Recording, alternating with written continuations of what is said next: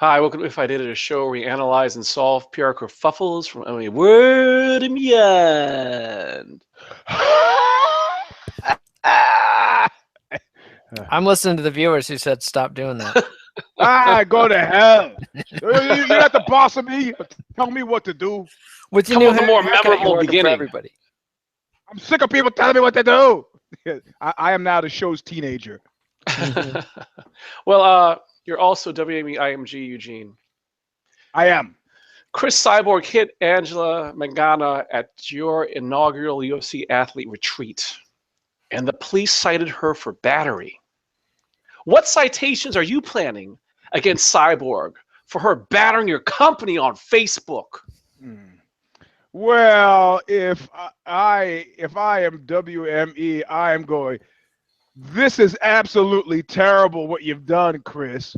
I really am unhappy with what you've done. I am really not happy at all that we're getting headlines about you, and I'm not happy at all. So you just keep on not doing what I don't want you to do. And not watching, that was a visual punnery.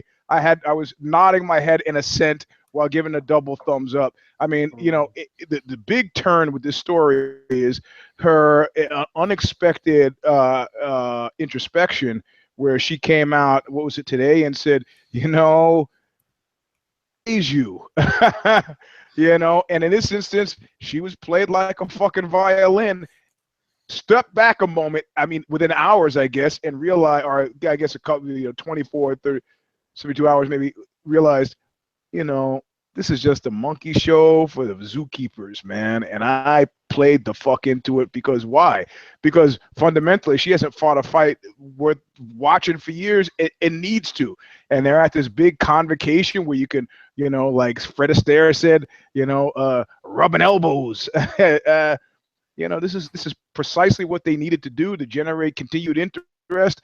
And it's a derivation of that press conference with Kevin Lee is dressed up like Jimi Hendrix. And, you can only, not everybody's going to bring that it power of McGregor, but the reality of it is fractional.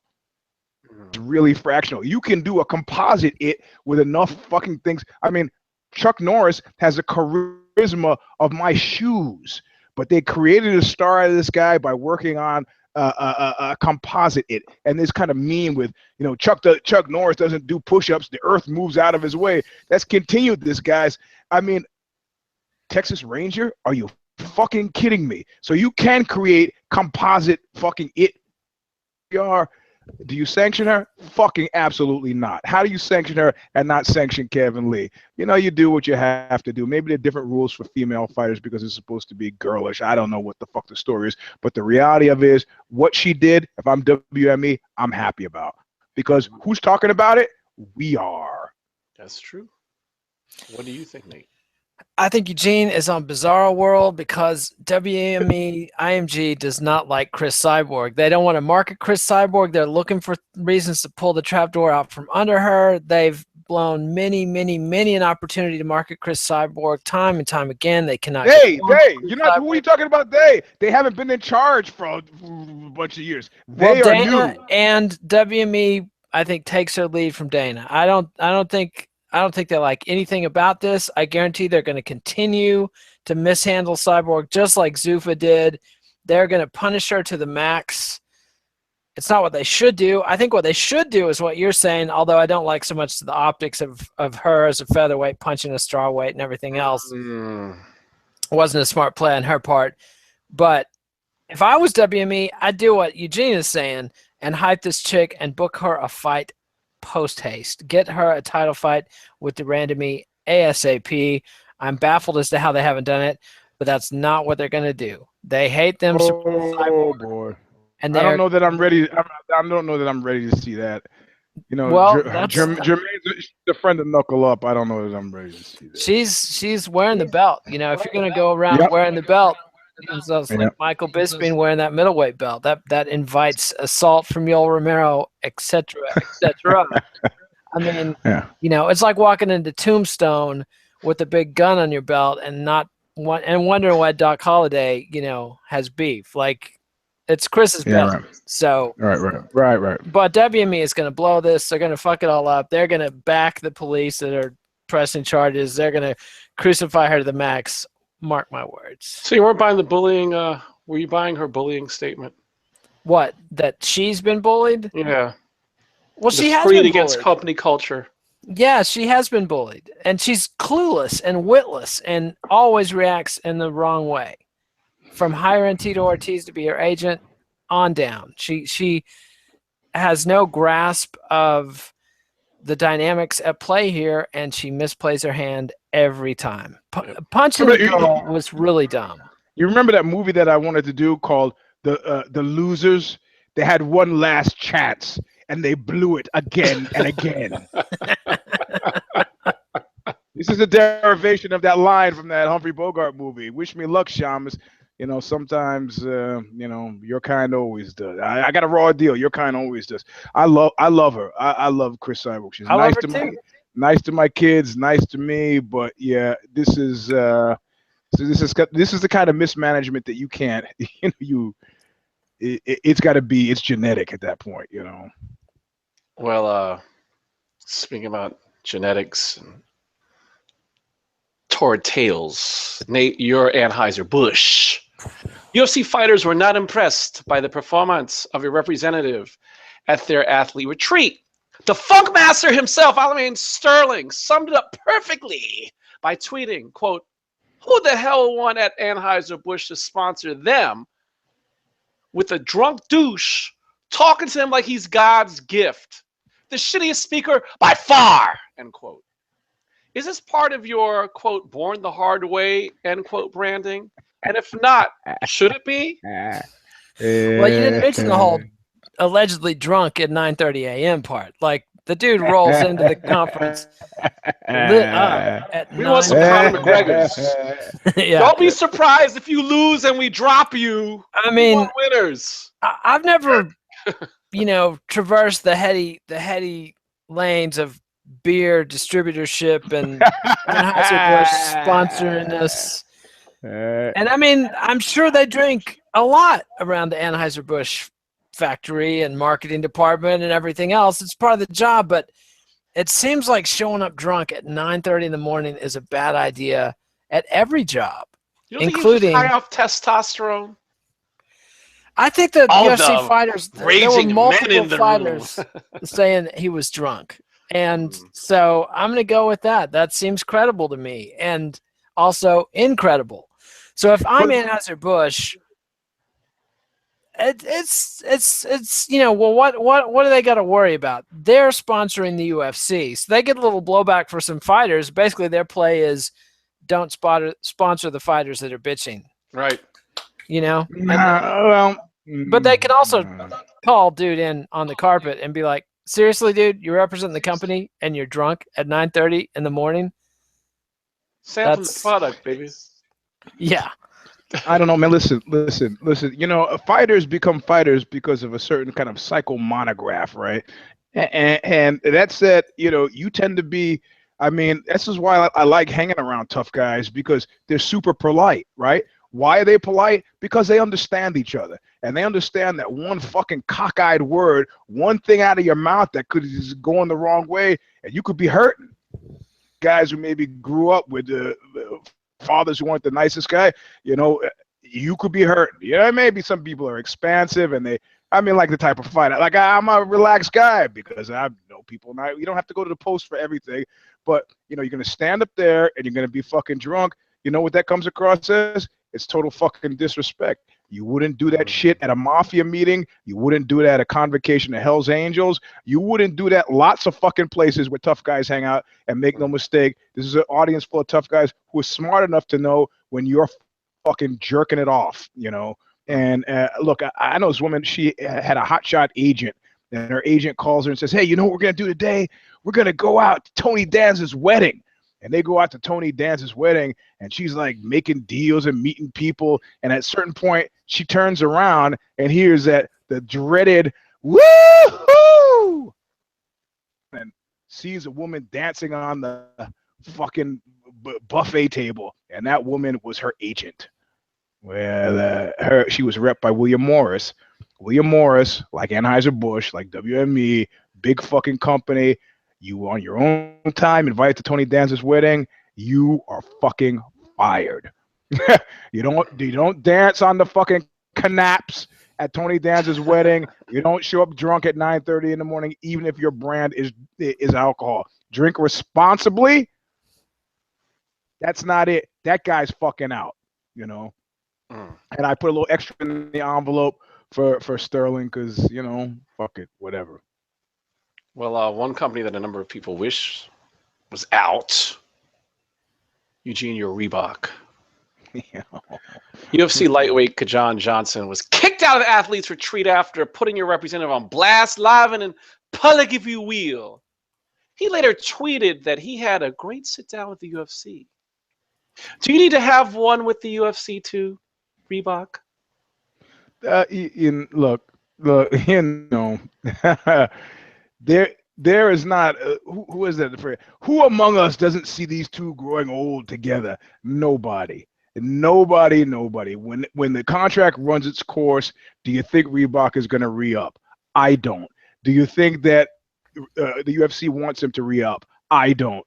Do you think that any fighters are happy about Reebok? I do not. Do you think Reebok has learned or is educable or is invested in the community in a significant way or really ingratiated themselves or understood that a man named Melendez is not named Giblert? I don't think they have. Like the guy showing up drunk, it shows a fundamental misunderstanding of the fact that this is a $4.2 fucking billion business, and I need you to come correct. You know, so Reebok did the best they could, and that was clearly inadequate. Right now, everybody is gonna clearly the wagons are circled, and they're gonna honor the terms of the contract. But how seriously can you take honoring the contract when you know as soon as that contract is done, nobody's re-upping? You know, it's like if you knew your marriage, you knew your marriage was only 8 years. How are you going to start acting at year 7? You're going to be acting the fool. You don't give a shit. 8 years, she'll be out of here. You know, so. Man, how about you, Nate? It's hard to see the Reebok deal.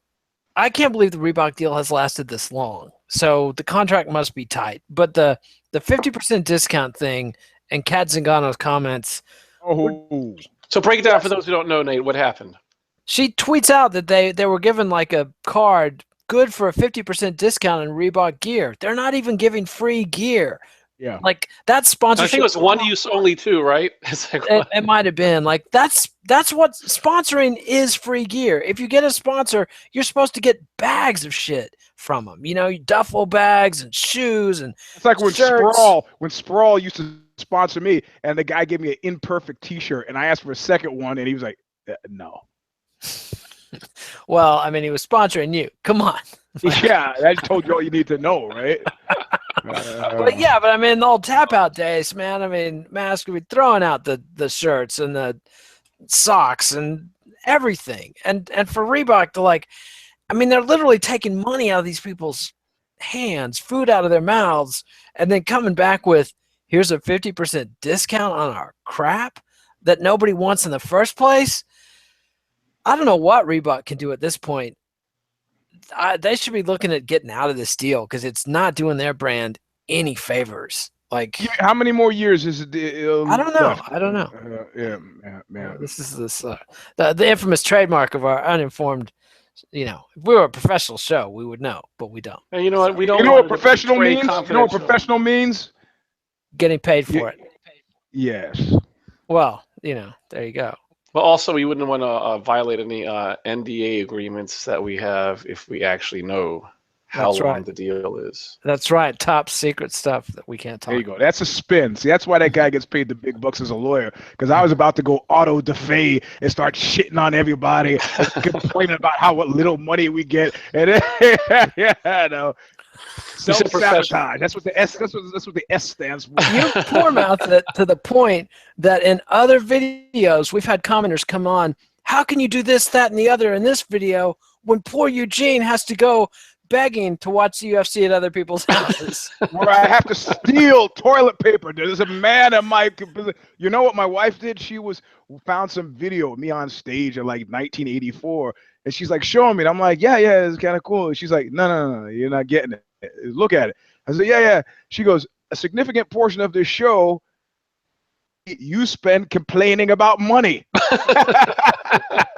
It was with Social Distortion. She goes, "I'm going to do a greatest hits video of all of the videos that you said complaining about not having money." I go, "That's because I don't have any money." You know. So. Well, Nate, you're an MMA promoter.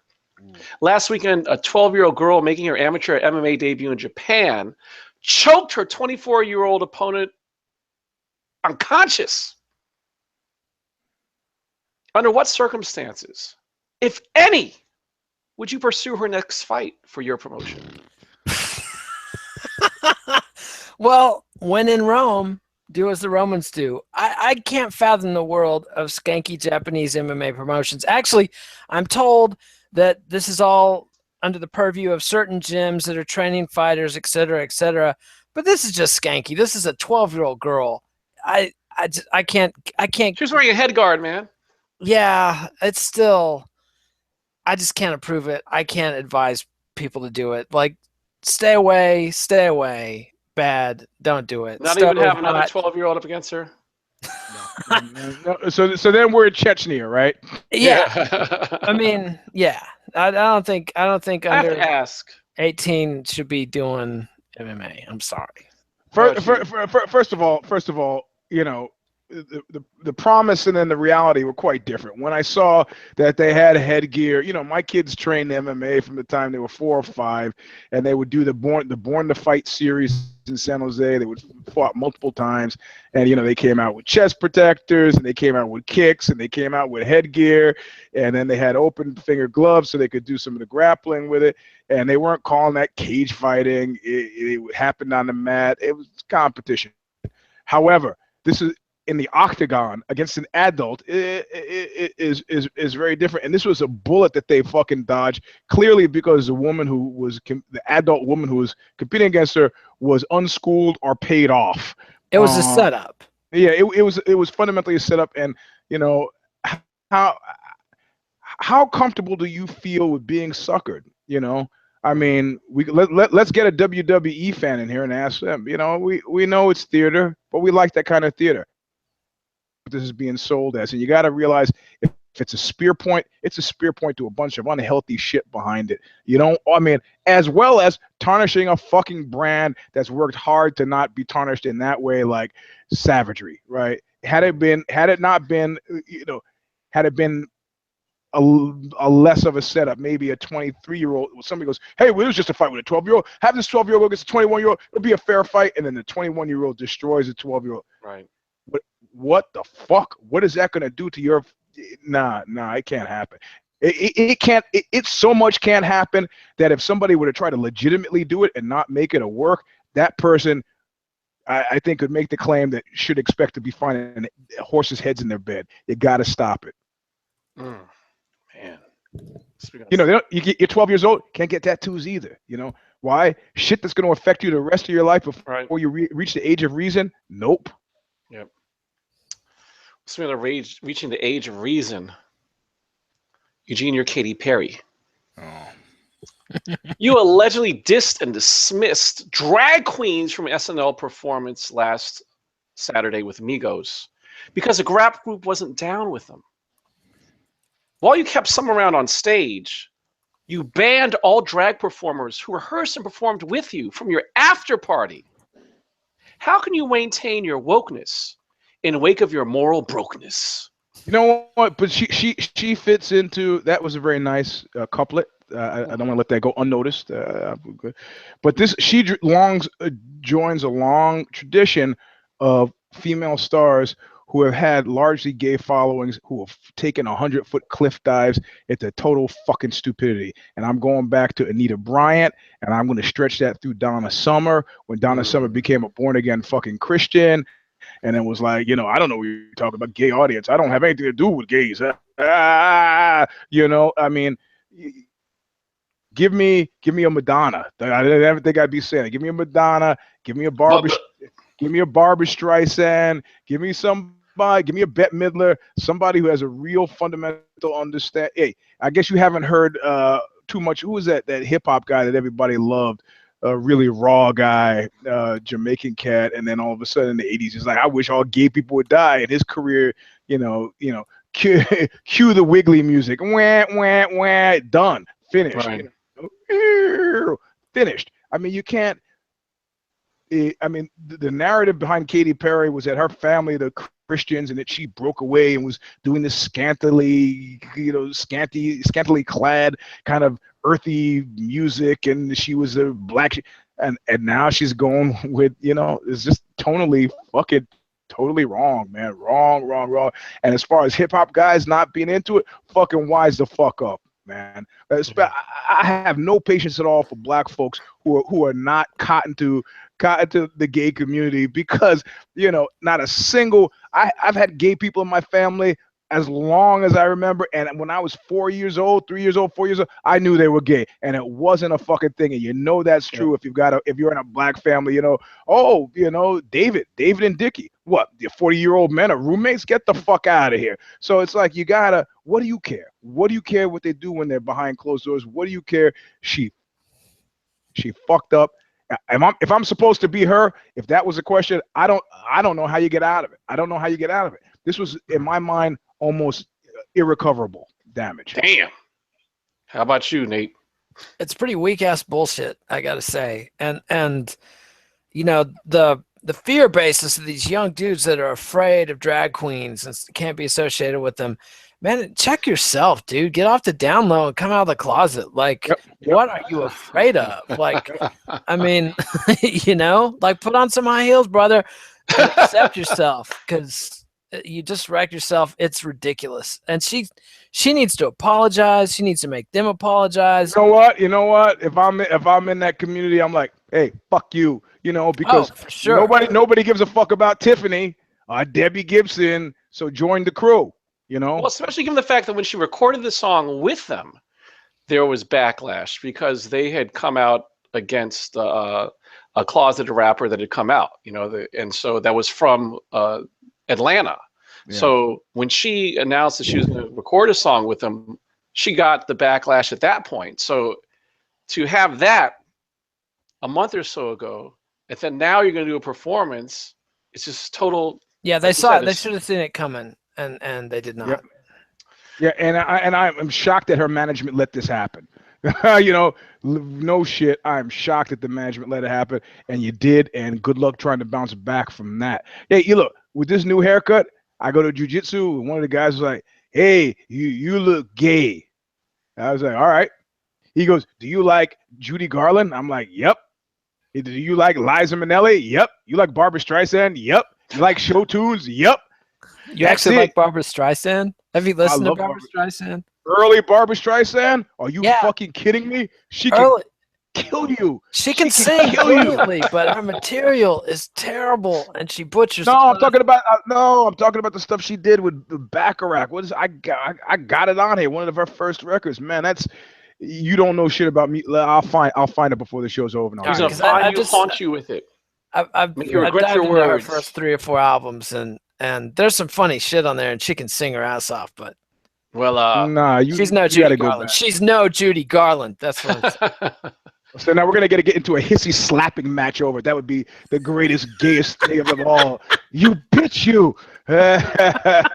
Well, when you're talking about Katy Perry not being able to come back, this one. Look, it's on my phone. Look, Je m'appelle Barbara. That's the best one. I'll check it out. I think those are Burt Bacharach compositions. And since you're rocking the beret, man. Hey, I was ordered to. No, I'm saying, man, you channel it, embrace it. I see. There's nothing gay about a beret. This is a French freedom fighter. It's very, but very Oh, I beg to differ, but okay. This is the Oh, Guardian man. Angels. Remember Curtis De Silva or whatever his name is? Hey, fuck that guy, Curtis Sliwa. I hated that guy. What people didn't know, who loved his vigilante thing, and he's protecting the subways. Those guys were just fucking thugs too, man. When we were like hanging out in the hardcore scene, hanging out in the Lower East Side, you know, they'd be like shouting at us from across the street. We go, hey, go fuck yourselves. They come over. It's like, you're actually gonna fight us? By fighting us, we're going to a show, you're screaming faggots at us, we'll fucking kick your ass, you know. So, I'm amazed that guy hasn't reemerged in the Trump administration myself. I'm like the red berets, the red caps. You're right. Yep. Hey, yep. You know, the FBI needs a new head. Curtis Sliwa. Joe Lieberman's got it locked up. Well, one guy who doesn't have anything locked up other than career suicide, Nate David Leavitt. Shortly after an explosion killed 19 people at the Ariana Grande concert in Manchester, you tweeted, quote, multiple confirmed fatalities at Manchester Arena. The last time I listened to Ariana Grande, I almost died too, end quote. You apologize, but is that enough to save your career? No. That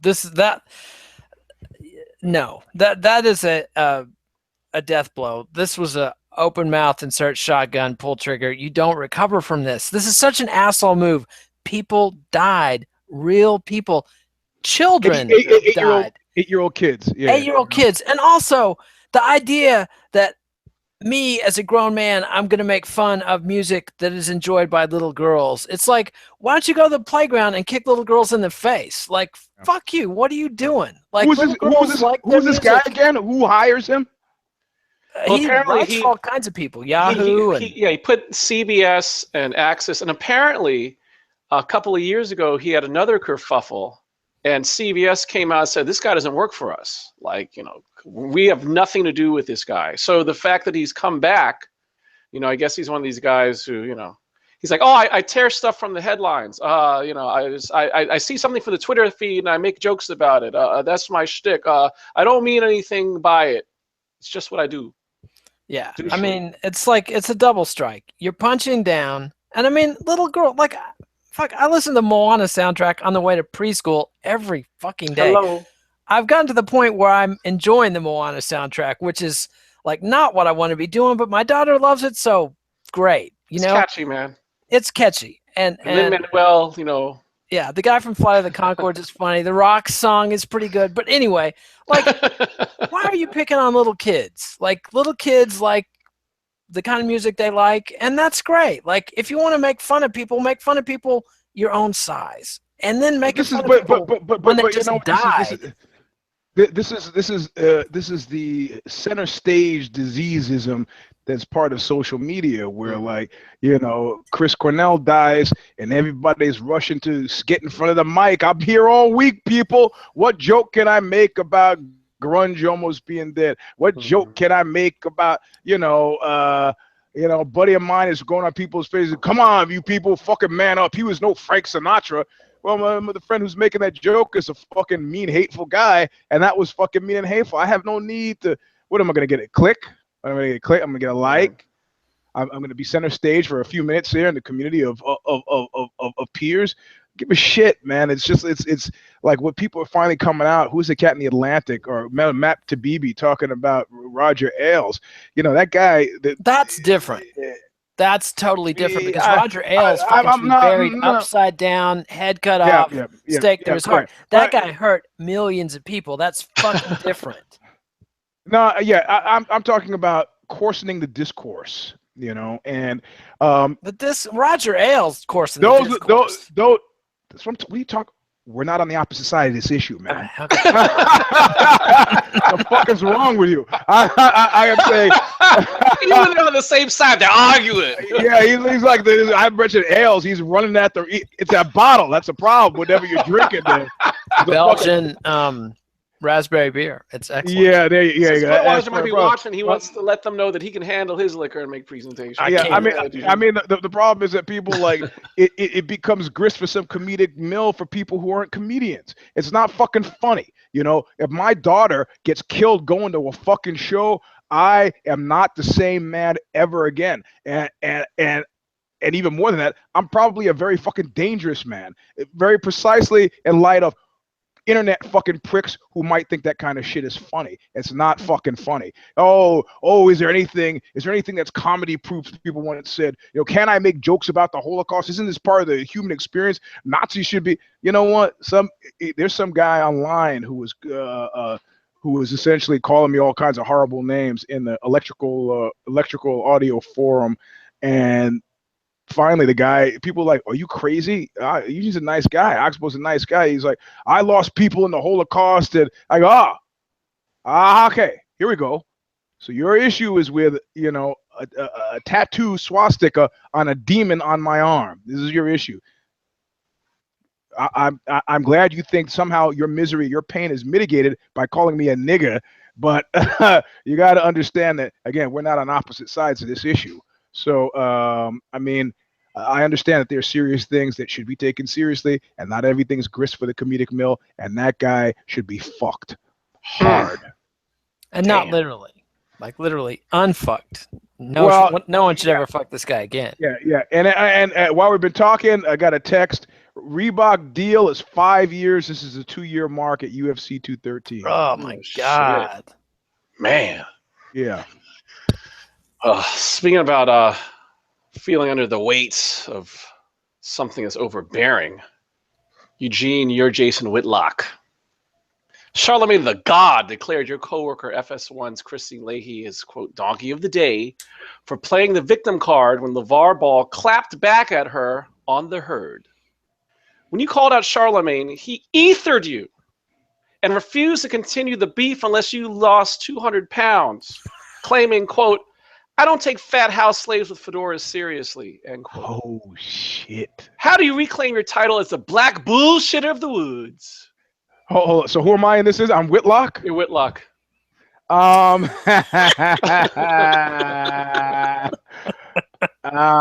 man. You know what? What is that thing? They go low, you go high. You go high, they go low. They go low, you go lower. I mean, the thing is, he's got to keep his job. I don't know if you've ever been in a situation where, in one of those barroom situations where nobody's really committed to fighting, but they want to jaw. And I don't have any patience for that. But after a certain point, I don't want to keep talking, And so then I'll lean in and only so the guy could hear, I'll lean in and say something so horrible, which is why I always used to like Josh Koscheck, because of whatever he said to Paul Daly to flip him the fuck out. And you just say the most horrible thing in the world. In the cinematic terms, my most favorite one was from that movie with Christopher Walken and Viggo Mortensen, and they played demons. And he said, I will lay your mother out and fill her mouth with her own excrement. I was like, oh shit, that's heavy. That's good. That might excite you. So if I'm Whitlock, if I'm fat ass Whitlock, I go fucking ballistic. Why not? I'm still Jason Whitlock tomorrow. I'm still fat tomorrow. I'm not losing the weight, and it'll be a minor footnote. If I'm Whitlock, I double down, or rather, I look at my checkbook and I realize, you know what? Fuck these guys. Tomorrow's another day, and I'll be in tomorrow. Good luck. See you later. What about you, Nate? Well, I mean, Whitlock, it's not like he's going to be on the Charlemagne show. Like, right. he got exiled to Fox Sports 1 because he sucked in the first place. And frankly, he should be happy he's not at ESPN anymore because he would have got laid off with all the rest of them. So, like, he's got his gig, which is being, a Fox Sports black guy, which is like being a Fox Democrat. And, do your thing, man. I mean, who am I to hate on him for doing what he's paid to do? That's his brand. Hate on the brothers. Yeah, I mean, the Whitey finds that real useful. So, keep taking those checks and fuck Charlemagne. Like, that's my thing on that. Yeah. I got some good gossip here about. Here we go. About the firing from my spies. The firing specifically, I'm talking about the ESPN firing, but I'll find it before the show. Layoffs, not firing. Layoffs. I'll find it before the show is over. And talking about when he got fired from ESPN. No. I'm talking about the layoffs, the recent layoffs. Yeah. I mean, that's business. That's That's big. Yeah, no, but they put it in a really super compelling framework. Let me find it. Let me find it. All right. So, Nate, what can Kristine Leahy learn from MMA? Circle out, girl. Get you back off the cage because you're taking it drubbing. Like, I was totally on her side until the "Are you threatening me?" Because Lavar Ball's a jackass, and not looking at her, he was being totally rude to her. But once she played the "Are you threatening me?" card, like, that was just kind of like, where'd you come from? And so she needs to move away, change topics, talk about something else, get off the cage. Get off, because she's just taking a beating. Should she just tap out and just be done with it?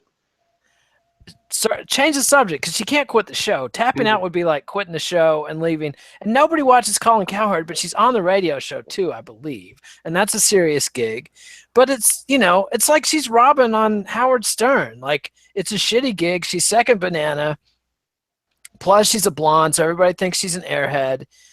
I respected that she was calling him on his bullshit, because he's cost his kid millions of dollars with the shoe gambit, I think. Although owning his own shoes, is that the deal? Like, I haven't paid particularly close attention, but like, my perspective and half paying attention was that he fucked up the kid's shoe deals. No, I think what happened is he wanted to go in and go with a partnership dynamic. I mean, from the get-go, he said, we're looking for partnerships, not sponsorships. He wants ownership, which is smart, because if it works out, that's ownership, and that's big money, and that's even if his son blows up in the league, you think people aren't going to offer him a shoe deal? You know what I mean? The sponsorship offer is always going to be there if he can play. If he can play, but if he can't play, then he walked away from several $1 million, and now he owns a shoe company nobody wants to buy.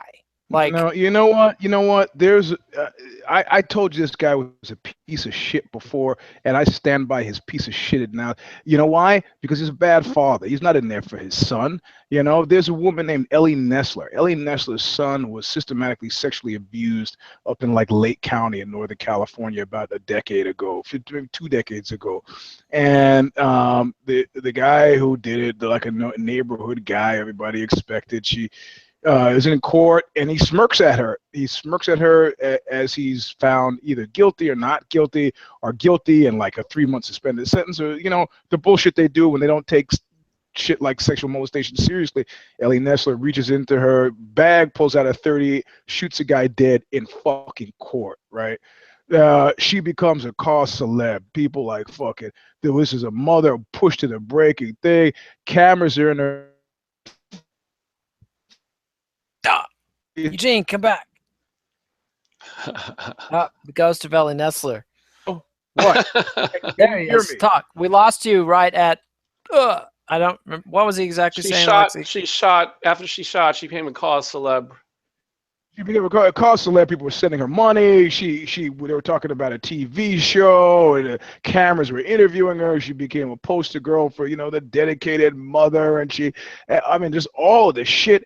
And then a few years later, she got busted for crystal meth. She got busted for a bunch of other things. And it became clear that maybe Ellie Nessler never gave two serious fucks about her son, which is why he was running out, doing all kinds of hanging out with fucking degenerates.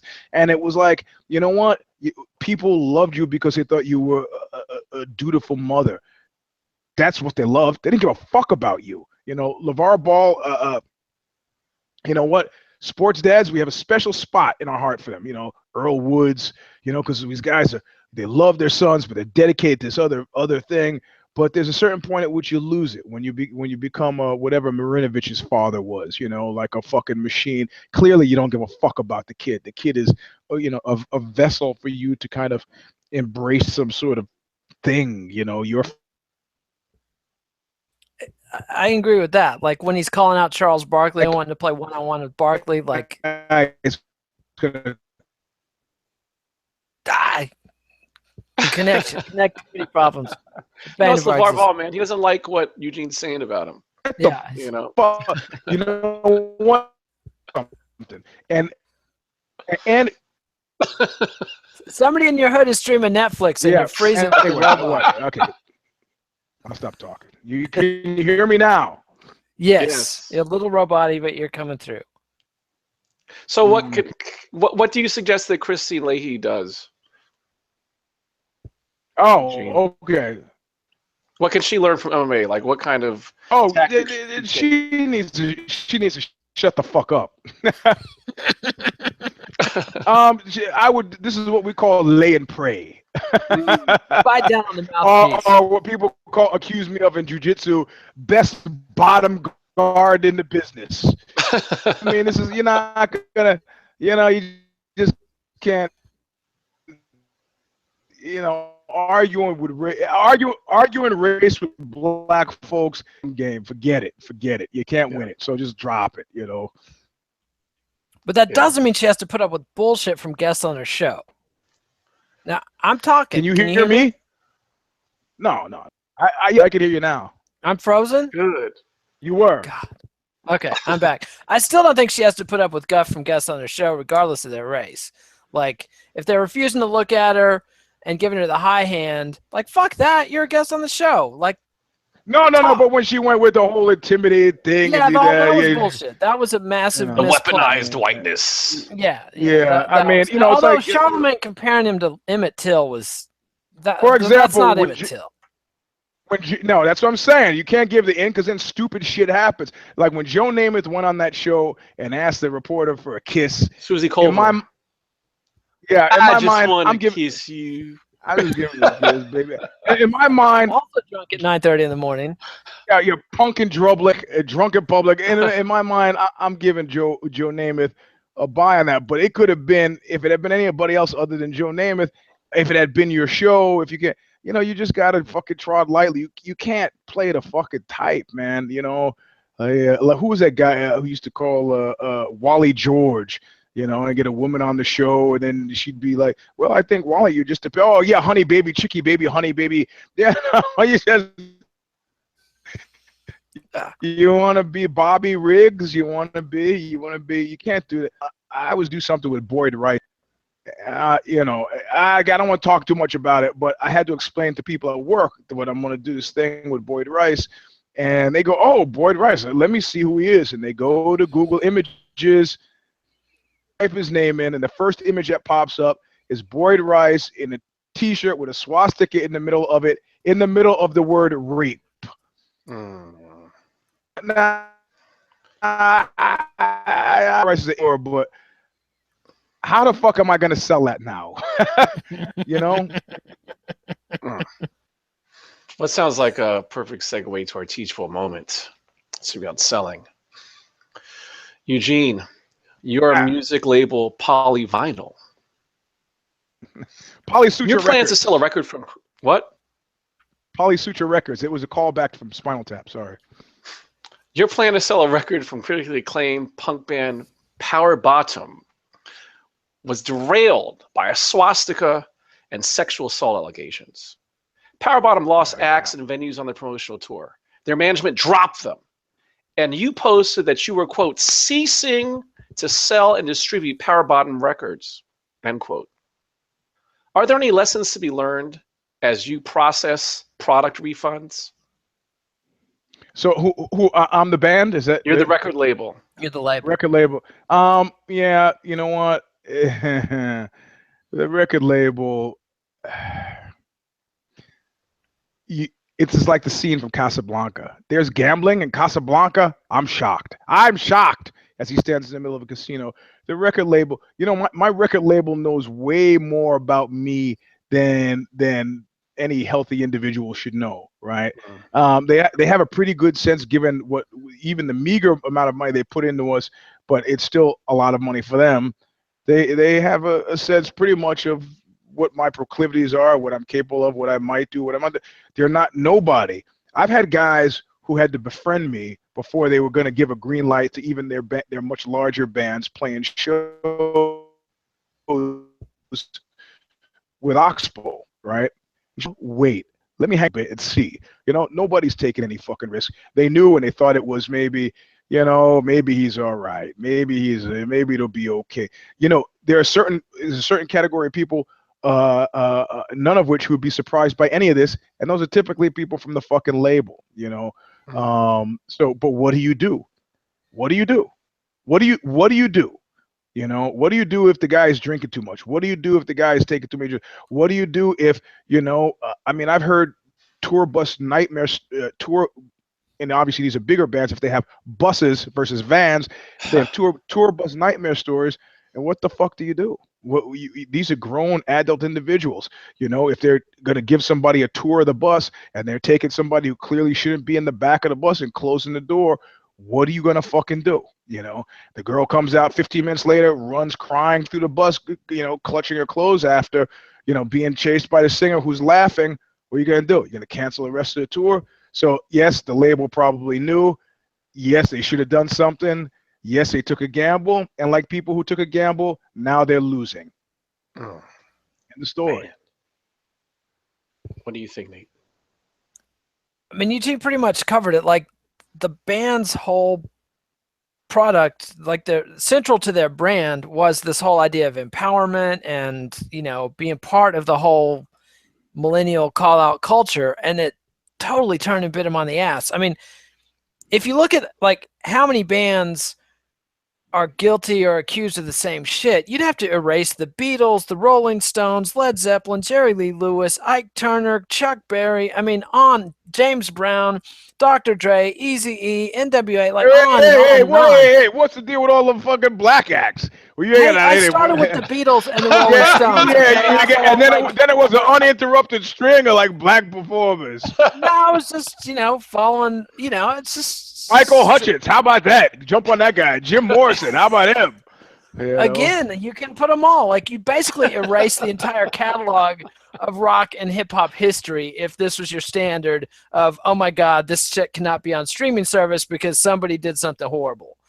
But the record label, in their position and given their market and the whole value proposition of the band, which this kid's behavior was antithetical to everything the band was supposed to be about, even though it's pretty much just standard rock star bullshit. And from what I could tell, it didn't even, I mean, I didn't read too many of the accusations, but some of the accusations was like, you know, kissing me on the bus when I liked the other guy in the band. I mean, like, that's not that, you know, you're not talking about Jerry Lee Lewis. The best part about this, though, is that, you know, there's like a Nathan Thurm like character on the record label who's like, yeah, this is bad, but look at the press they're getting, and look, you know, we could really turn this to our advantage. They dropped him fast, man. They dropped him fast. The thing that I found kind of spooky, though, was the fact that, like, they're accused, and the next day their entire body of work has been erased. Like, that part I didn't like so much, even though I understand it makes sense from the label's perspective. No, I don't want to be selling this shit because I don't want to be associated with this kid. But at the same time, it's like, just thinking about the implications of that, it's like when Amazon suddenly just declared, you know, people would buy books and it would be on the Kindle, and then Amazon would lose their license with those publishers, and the book you bought is not on your Kindle anymore. Welcome to electric vehicles, buddy. Unless they make them solar electric, now you learn the power of centralized, the downside of centralized power. That's the part I don't like. Like, at what point does somebody decide, Thomas Jefferson, he owned slaves, he raped slaves, we're erasing the Declaration of Independence? Like, but don't you think, though, but the way in which the label acted quickly, that they acted so quickly that there had to be something else going on, or something that they knew about. I mean, it might go into what Eugene was saying, in the sense that, the fact that, you're rolling the dice, you're aware of certain behavior. I mean, especially given the fact that their shtick, or going to something Eugene says, right? Like, if you can fake it, you can make it. Like, if your whole shtick is the fact that you're respectful and part of certain cultural things, and that covers alone, then you're screwed, as opposed to, like, oh yeah, these guys, they're uncontrollably wild, and we don't know what to do with them. It's not like it was Guns N' Roses. Right. They went against narrative. And that's the thing, is the fact that once the veil has been pulled and you realize the wizard is some bald-headed, dude from Kansas. About the time the band put out their fourth statement on the matter, it was just like, stop digging, dudes. Like, just stop it. Like, when you can't get your story straight ever, You should be president of the United States. There. Well, I think that brings us into Kid Nate's heel turn. Oh my God. I was going to talk about the kid who was a neo-Nazi who suddenly turned Muslim and then murdered 2 out of his 3 roommates. And the surviving roommate was building bombs in the basement. But I don't know what else to say about that, but it's just like you're still an asshole no matter what label you put on yourself. Like, and I guarantee you the kid had learned nothing about Islam. So I don't know that that's a very good heel turn, but It is what it is. It is what it is. Florida man strikes again. Like, I love the touch that his roommate was building bombs and planning a mass killing. And of course, if a white guy does it, it's not terrorism. Because it's only terrorism if a Muslim does it. So there you go. Man. Yeah. So, but killing Nazis, is that terrorism? Just ask it. Okay. Well, I think Nazis ceased existing in 1945. So. Oh, so it's got to be Neo. And not the Matrix either. Story. That's yeah. So, Eugene, it's time for your Lost Battalion. Well, somebody made a point. They tried to, based on the Bellator, they go, you know what? Yeah, Rory McDonald did beat Paul Daly, choked him out, but now, given the mechanics of it, I see them skipping hand in hand into the misty climbs of the Woodpile region together. And I'm like, what do you mean? It's like, well, they both cemented their spot in the mist, Rory by winning, Paul Daly by losing. And I go, you do realize we're talking about Bellator, right? I got to quote 50 Cent from the movie Get Rich or Die Trying. Also, Richard Edson's line from Ferris Bueller's Day Off when the guy, Ferris Bueller, goes up to him and says, do you speak English? And Richard Edson, one time associate of mine, looks at him in the movie. This guy goes, where do you think you are? Where do you think Bellator is? Oh, Liam McCreary, Liam McCreary. He's in the Lost Battalion now. He's in the whole fucking organization is fucking in the misty decline. I'm shocked I have to remind you of this. That's it. Well, I have a question about the Lost Battalion because there's something I almost made it a question. I didn't because I thought that the Lost Battalion segment we've heard for it. There too. I'm there too. You realize that? How in our opening story there was an element that I neglected to mention. When Cyborg was on the verge of battering Her Majesty, one man you're bringing it up. to stopping it, but he was too slow. Chris Weidman. So does that mean that his failure to insert himself in the fight was a metaphorical escape from the Lost Battalion that both Cyborg and Her Majesty made? No, man. No, well, like I said on Twitter, if you ever read my Twitter comment, that's a fight, at least a fight he could probably win, maybe. But no, I'm gonna go M. Night Shyamalan on this one and go. And go. The reason he wasn't capable of stopping that fight is because they couldn't see him, man. Couldn't see him. It was just misty and chilly. They heard some kind of murmuring. I mean, he could see him, maybe a little bit, but they couldn't see him. I thought he was going to go through them. Like maybe he did. It was like Gastelum. He's like the Vision in the Avengers. Exactly. He dematerializes his body. I mean, you do realize somebody said that was one of the guys. One of the guys at Twitter commenters was like, who's this guy's management team? The Angel of Death? He booked him a fight against Gastelum. Are you fucking kidding me? Are you kidding me? This is a guy who, hey, there's a time where the rumor mill, and this was not a rumor, means I heard it from somebody else. I heard this from my own ears, with my own ears. Mark Coleman and Mark Kerr were training partners, right? It's one of the saddest things that I ever saw. And Mark Kerr is about to leave. All right, you guys, leaves the gym. It's pretty clear 5 minutes after he left the gym that Mark Coleman hated him. Hated him.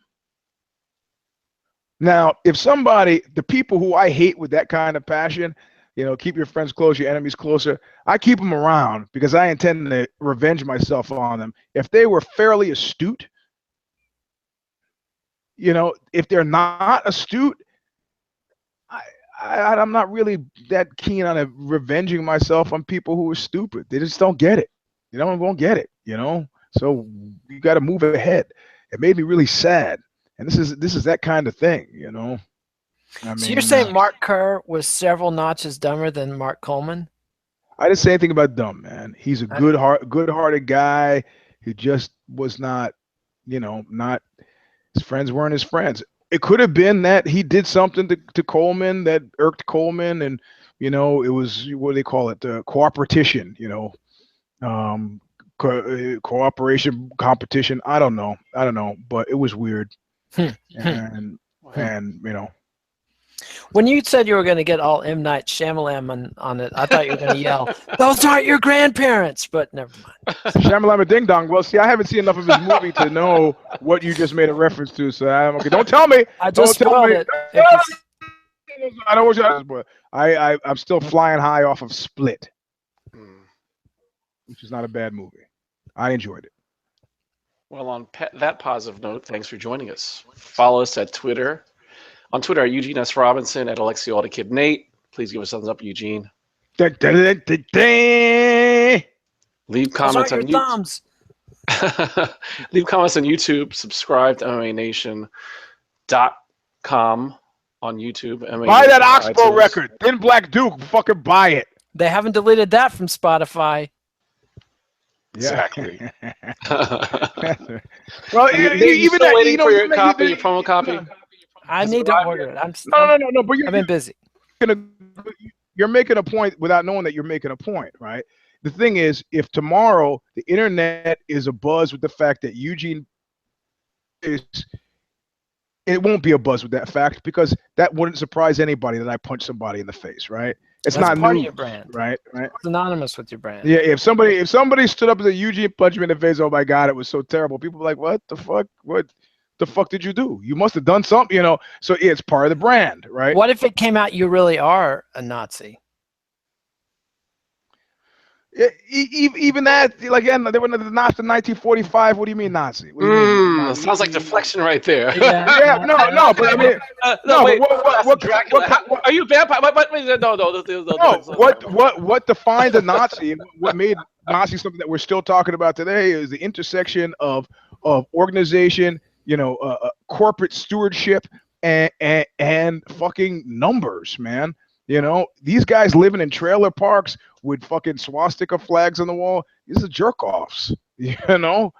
So you're saying they're not fit to compare themselves to the real Nazis. Is that what you're saying? I'm saying that they're not a political party worthy of any serious consideration, you know? They're just guys with fucked up ideas. So if I was displayed as publicly outed as a guy with a fucked up idea, you think that would be news? I think it would be if footage emerged, old if you got footage of me in a submarine exiting the submarine into Argentina with the Fuhrer, and he hadn't aged. Yeah, that would be problematical. That would be problematical. That would be a fucking disturbing. Anyway, for past so I mean, yeah. So the record label, it's whatever. It's we have the show.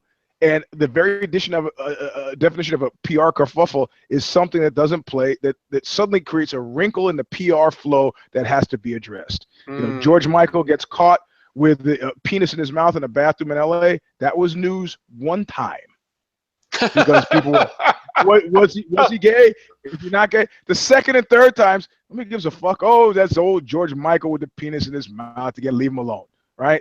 So. So you know, old. This is why we're needed, because it's the first one that causes you trouble. Exactly, and that first one could be enough to the career. Yep. For past episodes, If I Did It, please visit our If I Did It playlist at MMANation.com. And be sure to check out all three of us on Amazon.com. We'll be back next week with another installment of If I Did It, and we don't know what we're going to be talking about because the PR mistakes have yet to be made. Mm-hmm.